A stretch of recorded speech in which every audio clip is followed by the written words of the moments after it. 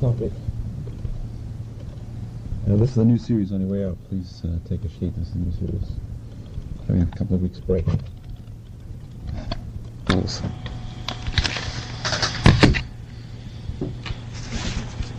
A couple of stories I want to tell you first. There's a joke. 3 Jewish mothers meet. The first says oi. The second one says oi vei. And the third one says oi vei's mia. So the first one said, I thought we agreed we're not going to talk about our children. And the second story is about a person who filled in an application for insurance. One of the questions he had to answer was, how old was your father when he died? And of what did he die? Well, his father had been hanged for murder, but he did not like to put that in his application. He puzzled over it for a while. He finally wrote, he says, my father was 65 when he died. He came to his end while participating in a public function when the platform gave way. So that's sometimes a rabbi is in that position, you're on a public platform, and sometimes, who knows, it might give way. But that's when we talk about this topic. This topic is Jewish identity crisis. With the crisis we're facing today, it's a problem of assimilation in today's society. It's rampant. It's probably the biggest crisis we're facing in America as Jews. There's a story by Rabbi Jacobitz, the chief rabbi of England, the former chief rabbi of England. He tells us a story of a gentleman who was waiting at a train station for a train. And he was an elderly gentleman. And a young man comes up to him and he says, please sir, can you tell me the time? He says, nope. So he says, please, he says, I see you have a watch. He says, please tell me the time. He says, no. He says, why won't you tell me the time? He says, look, he says, if I tell you the time, he says, you'll start making conversation with me.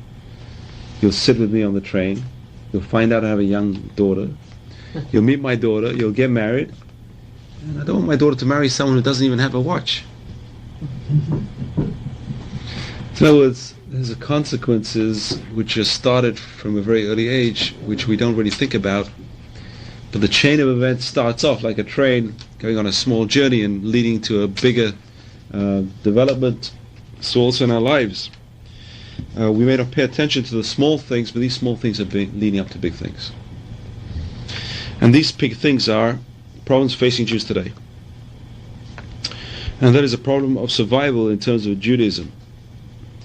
And I've got the statistics here, they're very, very amazing statistics, is that today over 50% of Jews intermarry.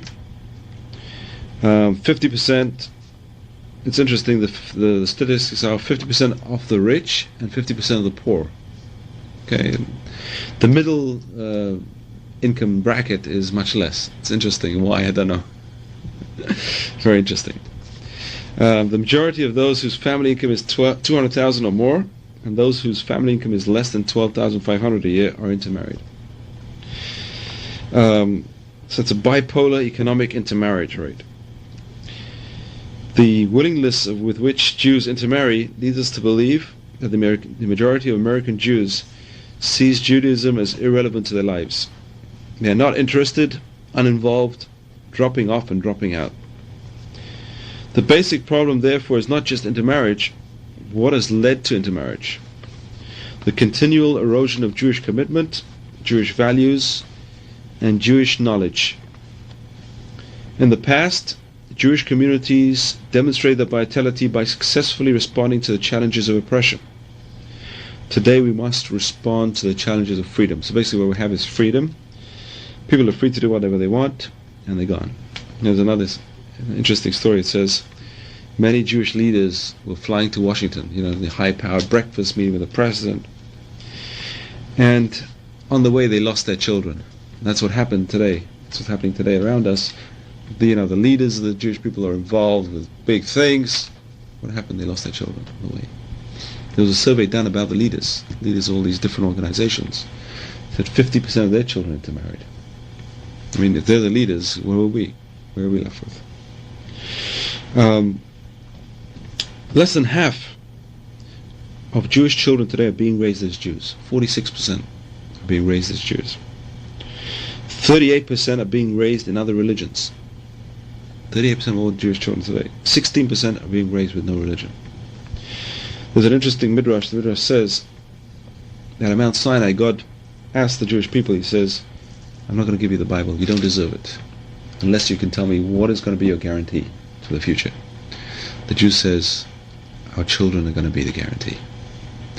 Today, our children can't be the guarantees because who's going to guarantee for them? So that's the problem which we're facing today. So even though Jewish children throughout the ages have been guarantors of Jewish continuity, today Jewish children cannot be guarantees of the Jewish community. And we have different options. The first one is we can button down the hatches and limit our concerns to those we already have, committed Jews. This means we will be less and less involved with the vast majority of the American Jewish community. Second option is we can work primarily for greater aliyah, making Jews move to Israel, try and get Jews to move to Israel before they're lost totally.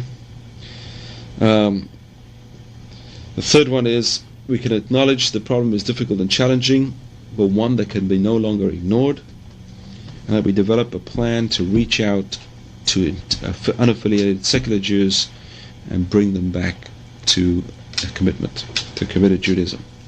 So those are problems, and this I'm reading to you from the RCA record. The RCA is the Rabbinical Council of America, the largest Orthodox group in the country.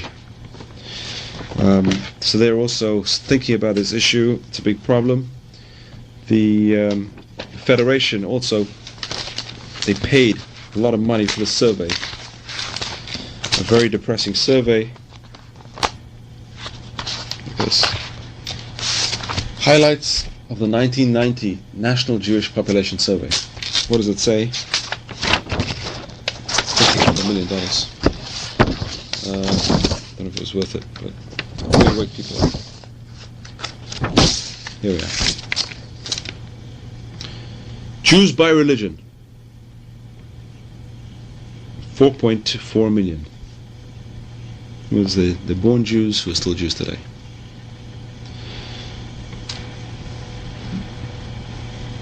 Jewish descent, altogether, 6.6 million. The people who descend from Jews. So 4.4 million are still Jewish. When the Federation refers to Jewish descent, right? Any descent. So mother, father, right. One, both, any? One, any. Okay. Any. And then you have one grandparent, 8.2 million.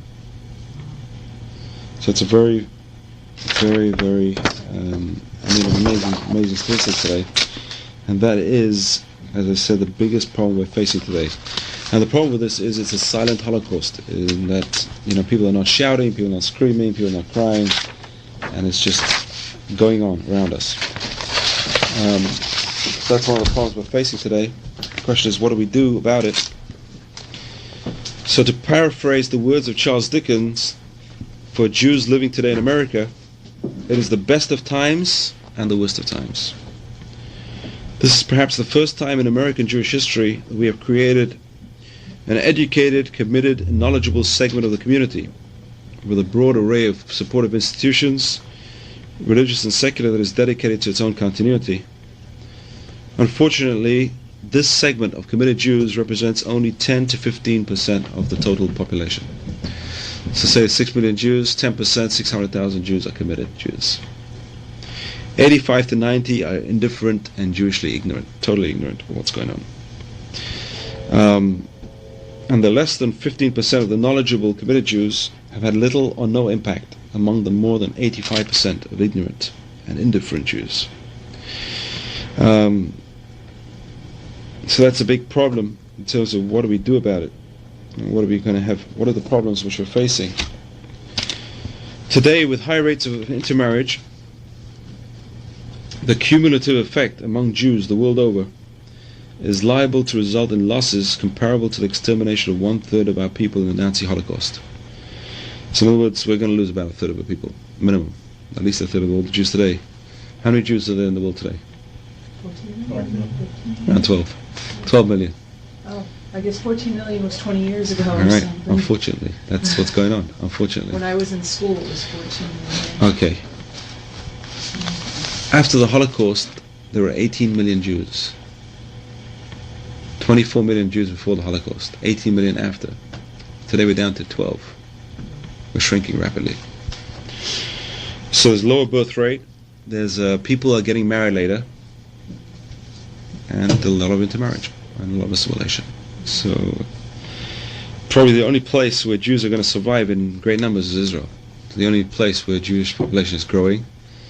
The statistics for America are very bleak, and unfortunately all the wealth of the American Jewry is not being invested in the right places. You know, the Federation raising money. Where does the money go? It goes to help Russian Jews make Aliyah, it goes to help Israel, fine. What about Jewish education over here? You know why most Jewish kids don't go to school? It's because the fees are prohibitive. Okay? Why don't people send their kids to Jewish schools? First question they'll tell you is, I can't afford $6,000, $7,000, $8,000 a year per kid. It's enormous. It's a private school. And this is a problem mainly in America. In Europe, there is no separation of church and state. There's Jewish schools are free, and there's a much lower level of intermarriage. And that would be true in England, or in a place where they have both available, pretty much on the same level. But that is the major problem we're facing. The question is, what do we do with it? So it's a very less dramatic than the mass slaughter of 6 million Jews, and that aggravates the situation. When Jews are lost through registrar office marriages instead of gas chambers, no one weeps, no one protests, and no one demonstrates. Imagine the New York Times, the list of forthcoming marriages is the obituary column of the Jewish people. It's an obituary column. I have a whole article over here. Amazing article, New Yorker magazine. You look at the names on this. Even in the Federation, a lot of times there are announcements of weddings and engagements. Look at this. Yeah, a lot of news. High society. Okay. Caroline Kennedy and Edwin Schlossberg. Yeah. Kenneth Cole and Maria Cuomo. That's Cuomo's daughter. Calvin and Kelly Klein. And of course you have the Kissingers. So it's going right through. Huh? Tyler Moore's husband is Jew. Okay, there's so many. If you want to list the names, it just... All these Jewish doctors around marrying shiksas. How come I can't find one? You can. But they're not looking for you. Okay. Ms. Roosevelt wed C.H. Silberstein. It's the granddaughter of the President Roosevelt. She married a Jewish psychiatrist. Okay. Why is it usually male men marry? It's not true. It's not true. Just have to That's a fallacy. Ann At one Landers' time it daughter was. Ann Landers' daughter married... At one time that was true. Thomas Jefferson in 1776. Okay, so at one time that was true, but not anymore. Now it's 50-50. Men, women, there's no difference. Okay, so I have a whole article, a very interesting article. If you want to have a look at it later. Pardon? Okay. So in the past, 3 factors combined to contain the flood of intermarriage. Number 1, there was an intense love and understanding of Judaism, which unfortunately is evaporating. Number 2, there was the deterrent of public disgrace. Everyone lived in a very tight community. Today this is true in the Syrian community, the Syrian Jewish community today in Brooklyn or Deal. It's a very tight community. You intermarry, you're out. That's it. Goodbye. Don't want to know you anymore. The parents said Shiva. At one time parents would mourn. They would actually say Kaddish on a child who intermarried. That doesn't apply today. Thirdly, a social climate generally unfavorable to mixed marriages, which is both from within the Jewish people and without the Jewish people. So just as much as the Jewish parents will be mourning, the Catholic parents will be mourning, or the Protestant parents will be mourning, One guy says, he woke up one day and he said he was in bed with two of the things which his mother hated the most, a Jew and a cat. So it's one of his, I think he's an author, okay. So when a young person stands on the brink of temptation, drawn by the attraction of a partner, obviously the primary and strongest safeguard is a passionate love of Judaism. So what's the problem today is, the problem is Jewish education starts and ends at childhood. It starts at the age of 5 whenever they come to Hebrew school. If they come to Hebrew school, they're lucky, and it ends at 13. And they're still kids. What do they know at 13? Immature. Girls 12. Immature totally. So it's stunted. So it's hardly surprising that given a chance encounter proves a stronger attraction than the slight bond they have with Judaism. The battle against intermarriage does not begin at age 16 or 17, when young people start to date seriously. By then the battle is already won or lost. If they don't know about Judaism by then, they don't care. It's no use. It's too late already. It's a story of the mother brought her son to the rabbi. She said, "Rabbi, my son is 5 years old. Please start educating." He says, "You're too late." So, "What do you mean?" So educate starts at day 1. It's not when he's 5 years old, 6 years old. It starts from when he's a child and a baby. What he hears, what he sees, all these things. Bring him in at 5. Oh, definitely. I'm not questioning that. I'm not questioning that. It's better than bringing him in at 25 and saying he's marrying a shiksa to stop him. And there are plenty that do that too. And they don't understand that they don't bring them up properly. They're not going to... There's a story about a mother went to the doctor, went to a psychiatrist. She says, "I have trouble with my son." He says, "What's the problem?" So what he does all day is chews gum and blows bubbles. So what? That's normal, childish behavior. I said, "No," he says, "Doctor, you don't understand. He's 25. So that's a problem. Okay. So young people may earn graduate degrees in chemistry or history, but have only a kindergarten acquaintance with Judaism. It's one of the things. I was at a conference once with different rabbis, and we were discussing the advantages of a rabbi having a good education, a university education. So one rabbi says, "Look, I never had a university education, and I don't feel the loss of it. Why? Because I go into, say, a university professor, and he starts talking to me about chemistry and physics. I open up a Hebrew book and I say, 'Can you read this line for me?' He says, 'But I don't even know Aleph Bet, which is the ABC of Judaism.' He says, so I don't feel bad. I'm way ahead of these people. I'm light years ahead of them. On my own topic, I am like a professor and they're like 2-year-olds, because they don't even know the Aleph Bet. It's like going to college and saying, I don't even know ABC. So how can you understand Judaism without even knowing how to read? I mean, how many Jews know how to read today? It's a terrible distortion today. It's unfortunate. Dear rabbis, I can't read you. Not so loud, man. Okay. So young people may earn graduate degrees, but they don't know much about Judaism. They know kindergarten Judaism. The home must be genuinely Jewish. The association of joy and Judaism is vital. So the home must be Jewish, but not a Jewish which is dead. The Jewish which is live, vibrant, and joyous. And The kids will grow up. Negative. You Not can't negative. do this, you Right, can't do that, right, you can't do right. the It's other got to be thing. joyous. The key is simcha. Ivdu Hashem b'simcha. Serve God with joy. When kids see the parents happy that they're Jews, doing commandments with happiness, when it's done through half-heartedness and the TV's on and they're hearing the scores and this and that and the other, and the Seder night becomes a farce and a joke and everything. And then the parent turns to the son and says, "Son," he says, "why? I raised you as a Jew. I did everything for you. I gave you everything. Why did you do this to me?" I said, "Come on, Dad, you're a hypocrite. How many times did you go to synagogue a year? What are you going to answer?" It's a very tough issue. So those are the questions. The first solution is the home. The home must be Jewish, and joy and Judaism is vital.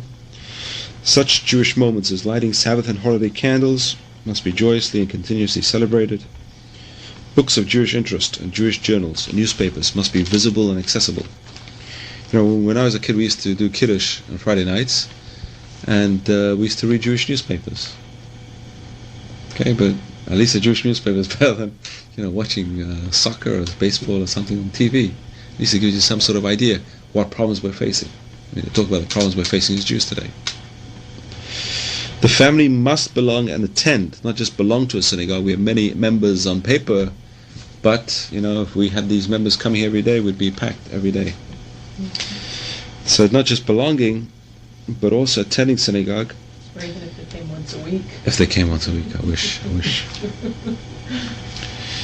Contributing to the Jewish community, they can't see it. They don't see it. They don't realize. People don't realize the connection.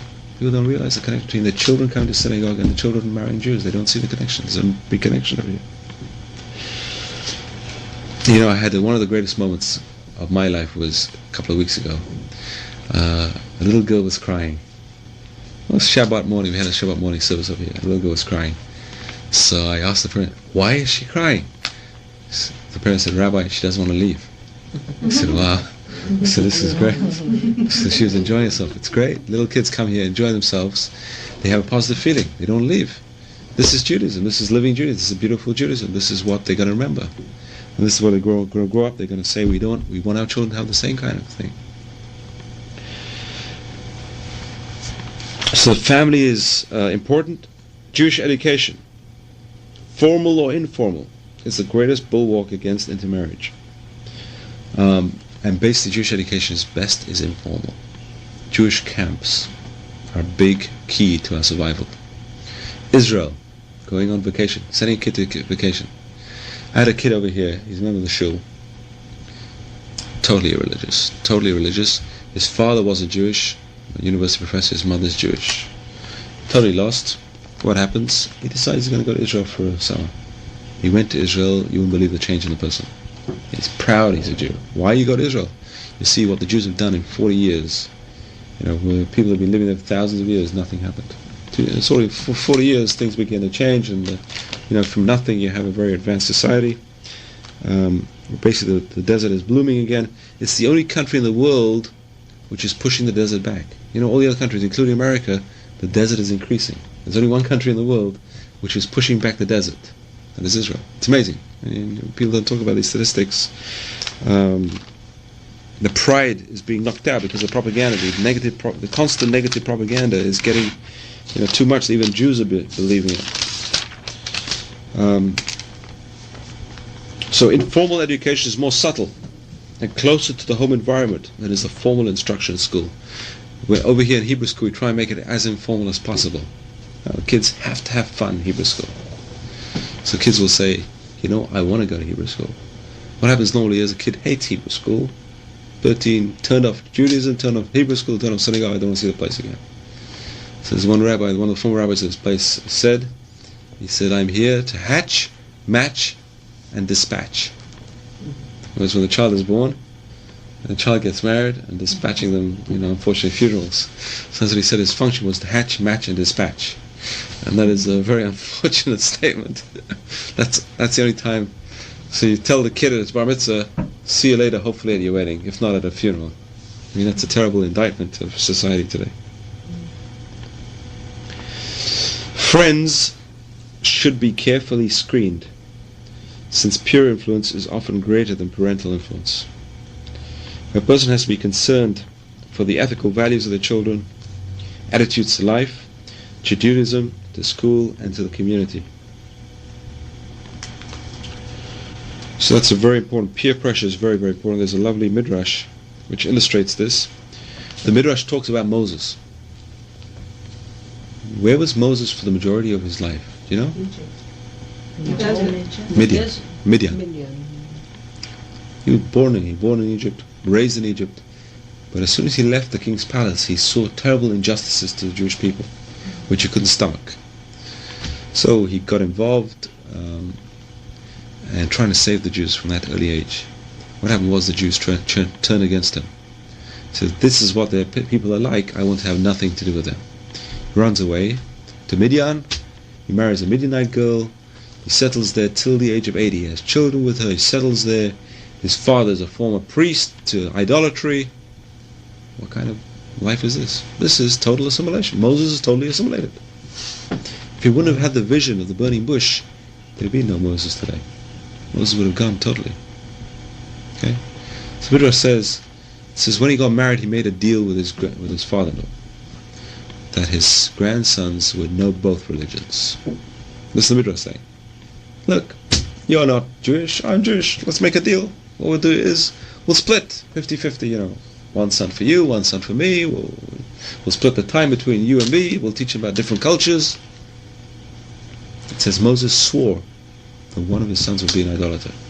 How could Moses, who's meant to be the epitome, something we should be all, a role model for everyone, how could he swear that his son would be an idolater? It doesn't make sense.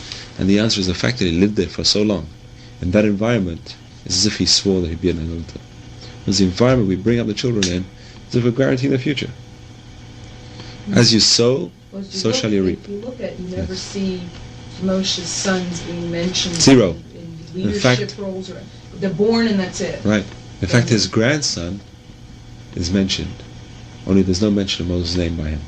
It does tell us, it says, a man from the house of Levi went out and set up idols. The idols of Micha. Remember that? Pesel Micha? Later on in the book of Judges, that was Moses' grandson, an idol worshipper. Why? He brought him up badly. When he brought him up, he wasn't Moses.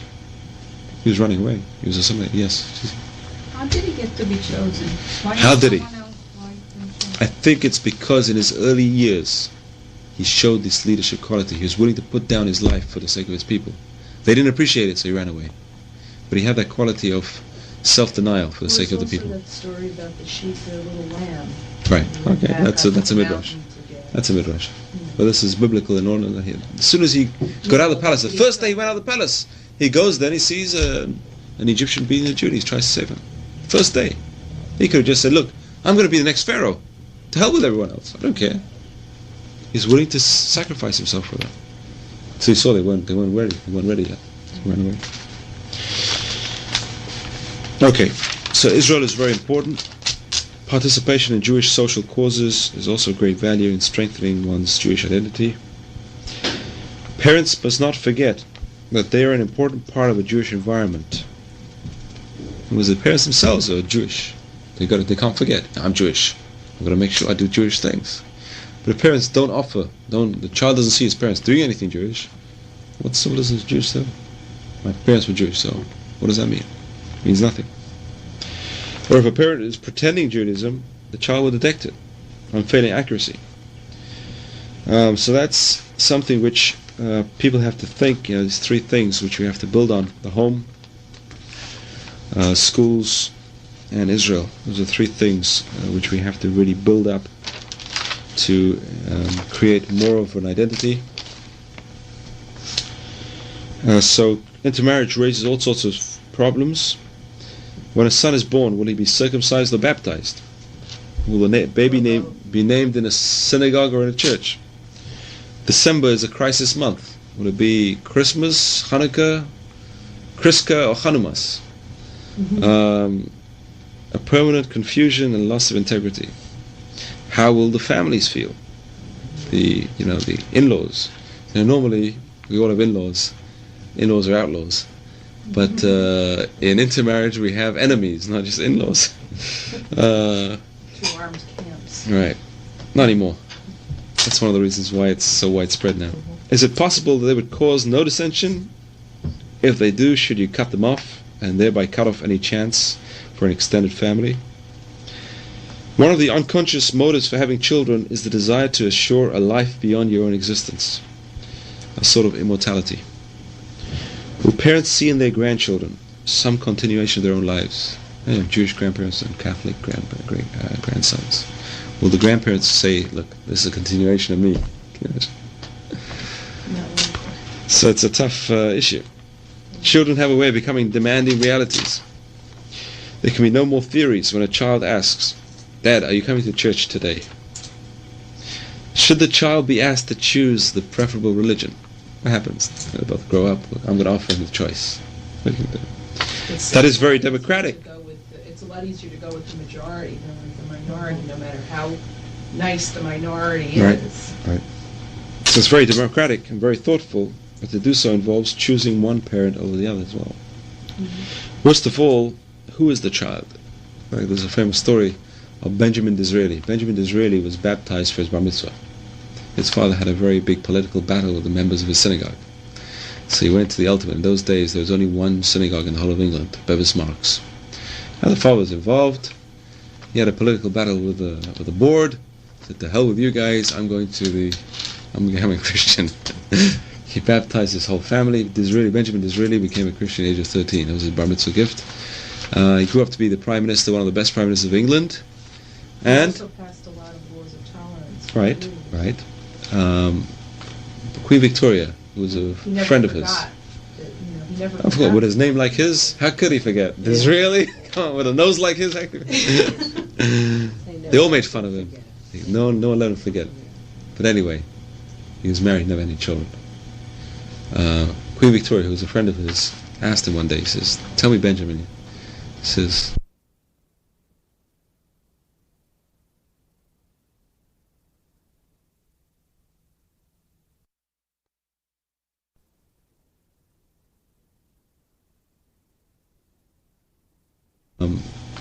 Queen Victoria, who was a He never friend of his. forgot that, he never I forgot, with his name like his, how could he forget? Yeah. Disraeli? Come on, with a nose like his, how could They all made fun of him.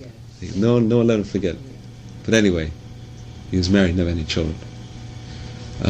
Queen Victoria, who was a friend of his, asked him one day, he says, "Tell me, Benjamin," he says, "what do you feel inside? Do you feel you're Jewish? Do you feel Christian? What do you feel? What do you feel?" He says, "Look," he says, he takes a book of the Bible. He opens the Old Testament, he says, "Look, I'm not here." He opens the New Testament, he says, "I'm not here either." Where is he? He opens to the middle of the Bible and says, "Do you see these blank pages? That's me. I'm neither here nor there, I'm the blank in the middle." So that's the problem with where the children are going to be. So that's one of the problems. On the other hand, it has advantages. As I heard one day, one kid says, he says, "Look how lucky this kid is. He celebrates Hanukkah and Christmas. He gets double the gifts, So that could be the advantage.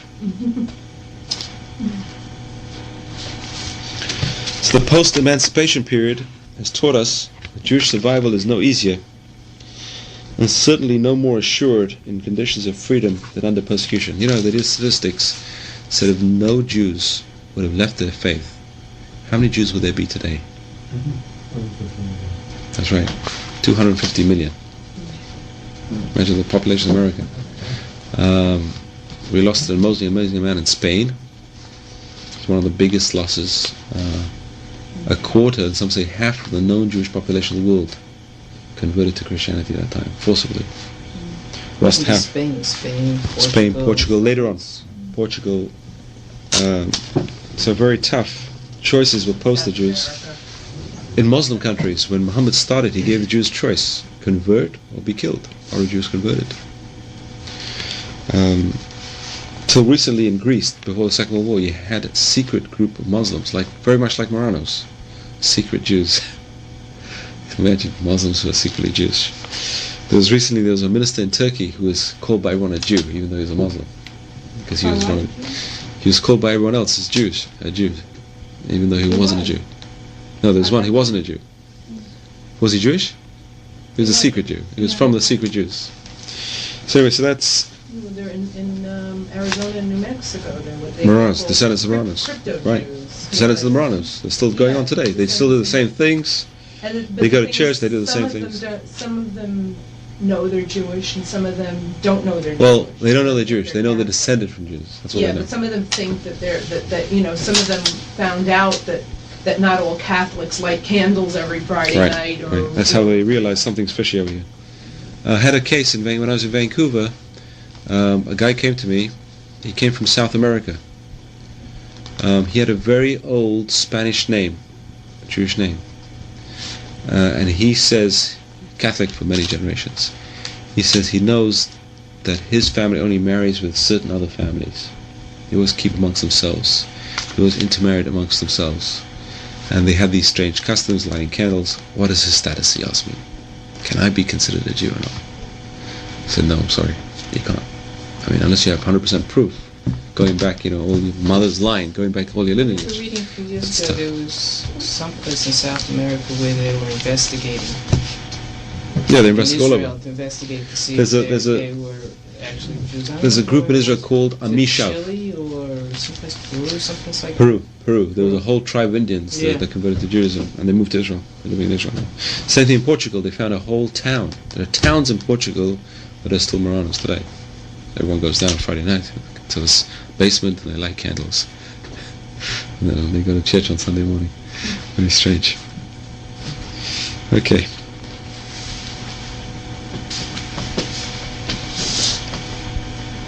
So that's the problem today we're facing in terms of freedom. So on the one hand, persecution, problems. Freedom also has its problems. That's interesting because last week we read in the parasha, when the Jews moved to Egypt, one of the things that Jacob requested was he live in Goshen. And Joseph also went along with that. He wanted the Jews to live in Goshen, which is not in the midst of Egypt. It's on the side boundaries of Egypt. Why was that? That could have been the first ghetto. Here were the Jews requesting to live in a ghetto. Why? In terms of survival, it's much easier. There's no question about it. So however much the ghettos did to us, one thing they couldn't take away was Jewish identity. This freedom which we have today is eroding the Jewish identities, which is very unfortunate. Here we have the freedom of religion. We're not taking advantage of it. We don't really appreciate it. You know, how long did Jews fight for this right? Be free to worship whoever you want. Here we have it. What do we do with it? We're free so what? Who cares? That's it. It's unfortunate. So the post-emancipation period has taught us that Jewish survival is no easier in conditions of freedom than under persecution. Indeed, while the Jewish people have demonstrated the capacity to survive oppression, it has yet to prove that it can survive liberty and equality. So we've survived persecution. Can we survive liberty? What is now needed is nothing short of a new type of martyrdom. Not a martyrdom to die for the religion, but to live for religion. To live to be Jewish. At the cost of unpopularity and the risk of rejection.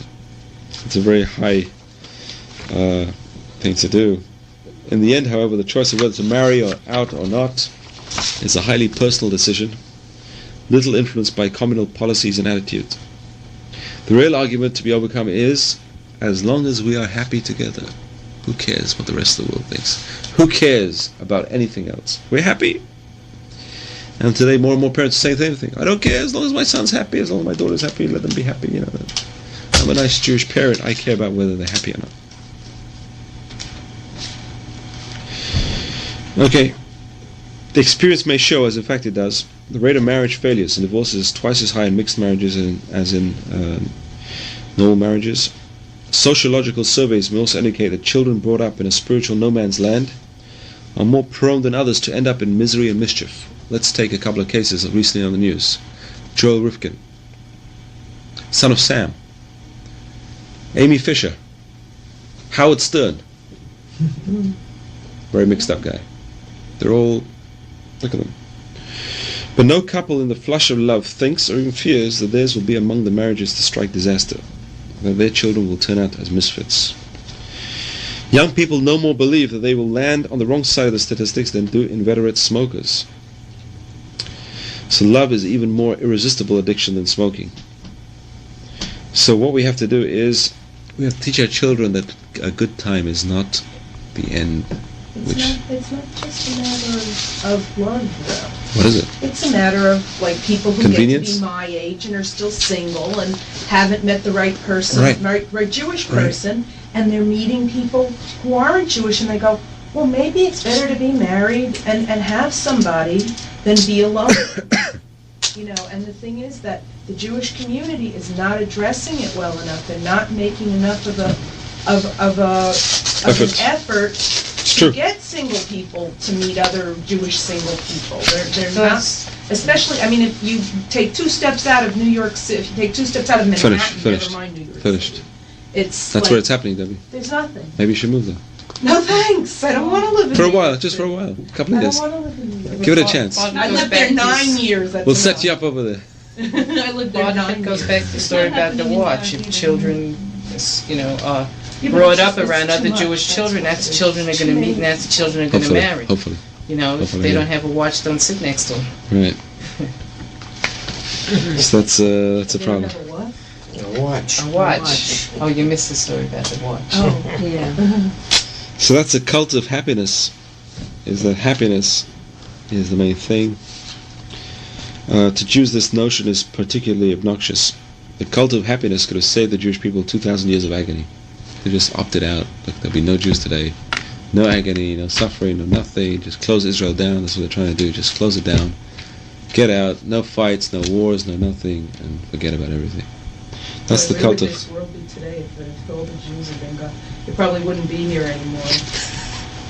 I don't want to sound chauvinistic or anything, but... Okay, so what happened was, they did not pursue happiness.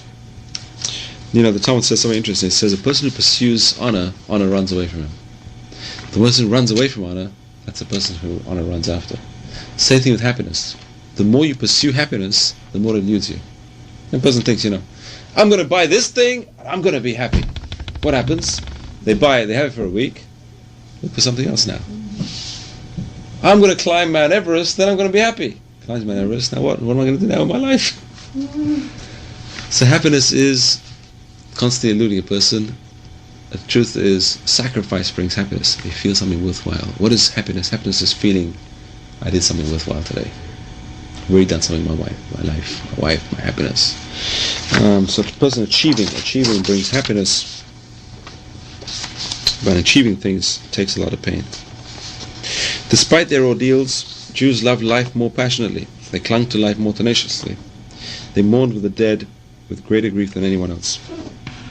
Jewish life, however grim, externally was infinitely precious, beautiful, and full of joy. So that is something which, you know, what we have to try and inculcate is this idea that being happy overrides everything is a fallacy. I have another article here written by Dennis Prager and Joseph Toloshkin. They wrote a book which is imperative that everyone should read. 9 questions. Yes, not moment. He writes some articles. Yeah, I mean that's where I'm familiar. Right, but he has a very good book called 9 Questions People Ask About Judaism. Excellent book. People should read that. Excellent book. He also has an article over here. Why are so many young Jews alienated from Judaism and the Jewish people? Many Jewish parents claim that they gave their children everything they did not have as children. The problem is they never gave them what they had as children. They gave them everything they never had as children. What did they give them? They didn't give them anything they did have as children. The Jewish identity they had as children, they didn't give their children. Next to, that's one of the stories I heard. In the 50s, where Jews were moving out of Brooklyn, the inner cities, Bronx, everything's falling apart. They're moving into the Green Belt. On Long Island, places where there was no Jewish schools, no nothing. And they said, you know why we're moving here? We're moving there for the sake of our children. To give our children a better start in life. So one of the Rosh Yeshivas at the time, he says, he gives a story to illustrate this. He says, you know what this can be compared to? Compared to someone whose house is on fire. And he's running in and out, crazy. He's taking out the furniture, he's taking out the clothes. And a person stops him and says, why are you risking your life? He says, I'm doing this for my children, so they'll have something. He says, where are your children? He says, they're inside the house. I forgot. He says, look, they're doing everything for the children, but they don't think about the children themselves. What are they going to grow up as? So that's the problem, which what happened in the 50s, and we're reaping the benefits of the problems which happened because of that. Is Jews moved out to the suburbs before preparing the infrastructure, the schools, the communities, which to receive them. They just moved out, blind, and that's it. So that's the problem, which they gave their children everything they never had. They never gave the children what they had. It was a Jewish environment in which to grow up. So next to the survival of Israel, the issue that weighs heavily upon Jews, and unfortunately people don't think about it, is the loss of Jewish identity among many young Jews. How can we bring our youth back? That is the question we must face. For the great majority of young Jews who abandon Jewish identity, it is not Judaism, but a caricature of Judaism they are rejecting. What is the caricature of Judaism? When people think about Judaism today, what do they think about? It's like Fiddler on the Roof Judaism. Fiddler on the Roof Judaism, not that bad. No, the thing is, Fiddler on the Roof Judaism is this this is what they saw on the screen. Right. But it's nothing like what Judaism is Right, in the real 100%. world. Right, it's a caricature. Yeah. That's what we're saying is, but unfortunately people think worse than that. What do you think about Judaism is? Portnoy's complaint. Goodbye Columbus, Judaism. Whatever it is, something they think about. Usually they think about fundraising. They think about bagels and lox. Mm-hmm. What else do they think about? Gefilte fish? What is it? Pickled herring? Who knows what they think about? They think about Judaism. It's lost its meaning today. It's unfortunate. So rejecting a caricature of Judaism, they're rejecting. So instead of portraying Judaism as the all-encompassing value system and way of life, which it is, most parents treat Judaism as if it were a pastime. It's something which, you have to be, but it's not really important. There are other more important things in life. Most Jewish parents repeatedly convey the impression that Judaism is of secondary importance, and this can be illustrated in a variety of ways. Let us visit a typical Jewish home on the day when the promising young college junior or senior announces what profession he or she has chosen to pursue on graduation. So what is it? What are the parents sitting there hearing? What do you want to be when you grow up? The child says, I want to be a doctor. Oh, beautiful, my son's going to be a doctor. He's going to be a lawyer. Beautiful, a lawyer. Architect, beautiful. I'm going to be a rabbi. No job for a Jewish That's the problems we're facing today. I'm going to be a teacher. A teacher in a Hebrew school? Crazy. So after recuperating from shock, the parents will probably protest loud against this decision, which contradicts values they have been reinforcing throughout their careers as parents. What is the thing we've been reinforcing as parents? What type of professional their child becomes is of far greater significance than what type of Jew he or she becomes. Let me give you an example from my...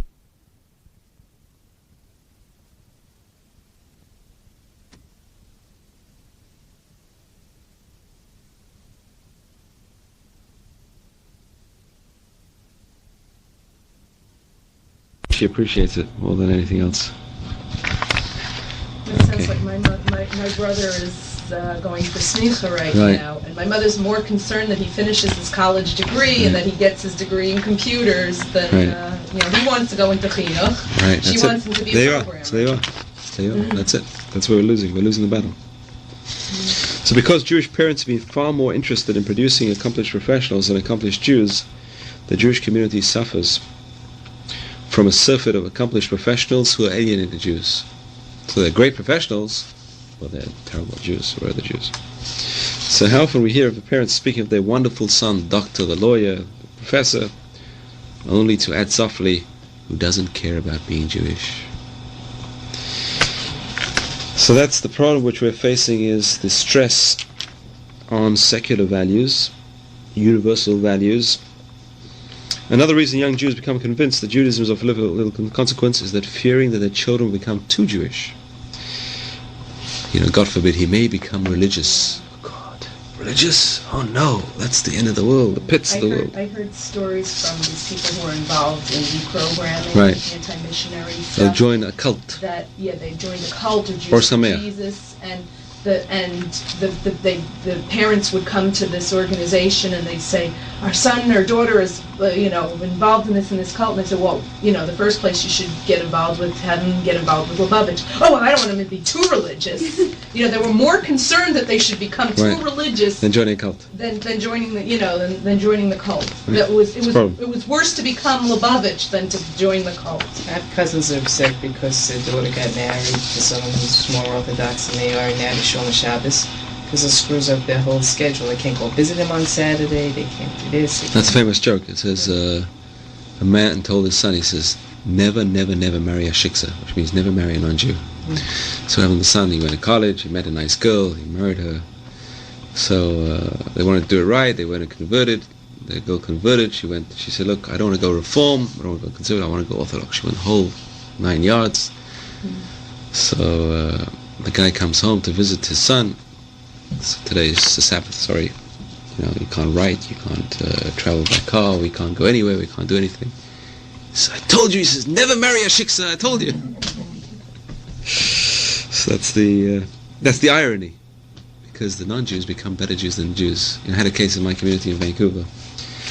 where an Israeli fellow, he met a non-Jewish girl, he married her. Yeah, he told the rabbi converted her. So whatever. It took a couple of years. She converted. She became the most religious member of my synagogue. And then he said, "Rabbis, what do you do to her? She's driving me crazy. I didn't want to marry her like this. If she'd have been like this, I'd never married her. So what is going on over here?" My aunt heard a story about this guy was going out with a non-Jewish woman, and she decided to convert. And after she converted, she wouldn't go out with him anymore Right. because he wasn't religious enough for her, because he would have gone because he went out with a non-Jewish girl. That's right. Okay, so that's it. So that's the way it should be. So it's not against non-Jews, it's against the idea we're going to lose the ideals of Judaism. Judaism is not a race, but it's a way of life, and that's what we have to keep, is the way of life. So that's what we have to. Another reason young Jews become convinced that Jews is a little consequence is because of being too Jewish. Their parents tell them, don't become too religious, don't become too Jewish. Well, there's a problem. One of the problems in modern day, in modern life, is that people see what you're talking about, the caricature again. The guy who goes to shul every day and everything, and then he cheats in business. Right. And the thing is that a lot of people have come to associate the ultra-Orthodox with the guy that cheats in business, and the one who doesn't cheat in business with Right. not going to shul. Right. And it's better to be a good person Than a and- good and Jew. you have to, But that's people a, have to be taught that that's a the misconception. guy that cheats in business Is not a religious no more Jew. a religious Jew just because he goes to shul every day. yeah, we had a whole topic on that. We had a but whole. the thing is that there are a lot of people that don't know It's a that. caricature. They think just because somebody calls himself religious, he's religious. Okay, another problem which we're facing is the problem of not being able to give answers to our children. Because children, as children, they ask questions. Why this? Why that? What for? What Boy, do fit? they. Huh? Oh boy, do they. Do they ask questions? Right. What age do they start? And as soon as they can talk. 2.5? As soon as they As can soon talk. as they can talk. Sometimes even before they can talk. A lot of that's it. questions about God. Okay, really? Yeah, Rhonda's better at answering that. Okay. So that's it. So that's, if you don't know the answers, who are they going to go to? They're going to go and find the questions. My dad doesn't know answers. He's Jewish. He doesn't know the answers. What is going on here? Who are they going to go to for answers? So a person's got to be prepared to offer reasoned, meaningful answers to their children's questions. Or at least give them a good spiritual leader to ask if they Yeah, don't have right. the answer. 100%. Or just guide them to who to ask, to where they should go. You said if you belong to a Reformed temple and the only person you have to ask these questions to is a Reformed rabbi, you're not going to get very good answers. Okay, that's a famous joke. A rabbi, when a person bought a Rolls Royce, so he went to the Orthodox rabbi. He says, "Is there a blessing on a Rolls Royce?" He says, "What's a Rolls Royce?" So he went to conservative rabbi. He says, "Rabbi, is there a blessing on a Rolls Royce?" The rabbi says, "I don't know. I'll look it up for you. Go and examine the books." He went to the Reform rabbi. He says, "Rabbi, is there a blessing on a Rolls Royce?" He says, "What's a blessing?" So that's okay. Yes, there's a nice young rabbi teaching conversion classes over here. Look at this article. Here we have Rabbi Rachel Cohen instructing interfaith couples, and she herself is a convert. Anyway, so that's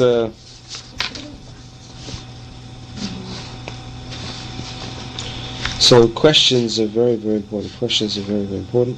I'll just end up with a story. It says Rabbi Riskin. Heard of Rabbi Riskin? Mm-hmm.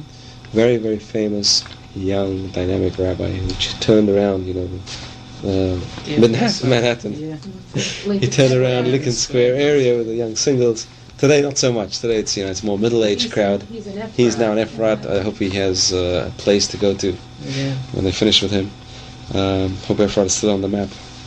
Anyway, so he says he had about 300 cases of parents coming to him. Rabbi, do something. Save my son or daughter. They're going out with non-Jews. Help us. Do something. Help us. He says, with all his eloquence, he could only help one case. That's 1 out of 300. He says by the time they're going out, it's too late. Nothing you can do. Nothing you can do. So really we got to work at a very young age, and he's one of the best people around. He says that, how much more so everyone else. Please tell him. It's amazing he was even able to do something about one of the cases. Right. Numerous experiences, however, tell us that it's never too late to begin to study and live Judaism, thereby eventually influencing a child. If you are asking your child to make a life-changing decision, you must do the same. Otherwise, your words will be as futile as they are. So as a person, I'm not living a Jewish life. I tell my son or daughter, you have to be a Jew and marry a Jew. Look, you're a hypocrite. Who are you? What kind of Jew are you? So a person has to start, the family have to start, the parents have to start themselves if they want to bring back the children. Even if a son or daughter seems completely alienated from Judaism, or is planning to marry a non-Jew, or even if he is already intermarried, it may not be too late to influence them to consider Judaism as a way of life. So that is something which people have to think about. The families have to think about. How can we push Judaism? And the answer is by example. If people see an example, then they reciprocate. I've seen whole families change because one person in the family became religious. How? Has some sort of tidal effect. Now this guy, everyone knows him, his family, they say, this guy, you see him walking around with the yarmulke or whatever, they're influenced. There's an influence in the family. Just one person changes, it can have repercussions, 70 members of the family may change. It's like Amazing repercussions. My sister's husband, my brother-in-law, his family is, they're like conservative. They belong to a conservative temple. They're like candles Friday night, but they're not Shomer Shabbos. And he married my sister and became Shomer Shabbos, and now both of his sisters are Shomer Shabbos, and they're looking for Shomer Shabbos guys. See, unfortunately, it happens the other way around as well. One member of the family intermarries, and usually a lot of people in the family also. So the effects are both ways. We have to measure the effects. But fortunately, mature people are open to new ideas, and Judaism may be considered a new idea to many Jews. Because many Jews don't know anything about Judaism. It has never been presented to them in a rational, logical way. They don't know what's going on. I'm a Jew. What I know about Judaism, all I know is this, and that's it. They probably know more about Christianity than they know about Judaism. They did a survey. And this is not just anyone. Leaders of the Federation. They asked them, who were the 12 sons of Jacob, and who were the 12 disciples of Jesus? You might note the similarity in the numbers over here. They came out with the disciples of Jesus. The sons of Jacob eluded them. And that's I could knock them off very easily. Okay. I have no idea who the apostles. Okay, well look at your upbringing. Yeah, that's true. The apostles were all Jews too. Who was Moses' mother, and who was Jesus' mother? Al, who was Moses' mother? Yocheved. Mary. Why is this? What is going on? We know more about other religions than we know about our own. Okay? So this is a tremendous problem we're facing. So that's something which we have to present, that mature people are open to new ideas, and this is a new idea. And we have to experiment with the new ideas of the Jewish way of life. If it's presented with sophistication and warmth, then hopefully things will change. But that is really one of the problems we're facing today in America. I'll stop here. Any questions? Federation leaders. Federation, God. Yeah, the Federation. Well, all I can think of, if the Federation doesn't do anything, they're not going to have anyone to give money anymore. There's not going to be any people around to give. You will never.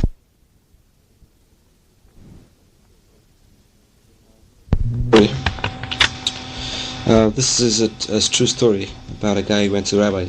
And the parents said, look, have a meeting with him, he's getting married. So what did he tell him? He told him a story. He says, imagine a person comes up to you on the street and presents you with a sealed envelope and says, in this envelope is $1 million. Yeah, you don't know this person, you don't know anything, but anyway, gives you an envelope, he says, $1 million inside the envelope. Are you going to throw away the envelope, or are you going to open it up at least to take a look at it? So he said, what's the connection? He said, look, he says, Judaism is 3,000 years old. It's 3,400 years old. There's values over there which kept people alive and going through the worst times. Maybe there is a message in Judaism worthwhile. Wouldn't you at least open the envelope? Wouldn't you at least examine it? So the guy thought about it. He went to He went to yeshiva for a month. At least he was open-minded enough to examine it. So before I make this decision, I'm going to go and learn and see if there's anything in the envelope. He went to yeshiva. She also decided she's going to go to yeshiva. They both went to yeshiva. And they both married afterwards. So a true story. It's happened. I'm going to stop here.